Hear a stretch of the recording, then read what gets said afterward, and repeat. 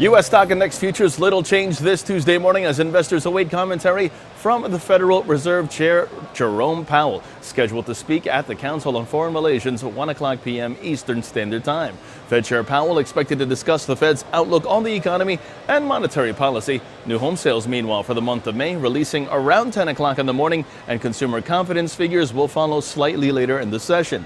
Meanwhile, in the forex market, the euro-dollar, that's where we begin. That sees consolidation. The British pound-U.S. dollar pair supported by a rising trend line, while the U.S. dollar-Japanese yen pair sees its key resistance at 107.15. Now, the New Zealand dollar-U.S. dollar pair, that's strengthening on the trade balance ahead of the rate announcement. The Kiwi dollar extended this morning its fifth straight day rebound following this morning's release of a New Zealand trade surplus of 264 million New Zealand dollars in May versus 250 million New Zealand dollars expected, and ahead of Wednesday's Reserve Bank of New Zealand rate announcement.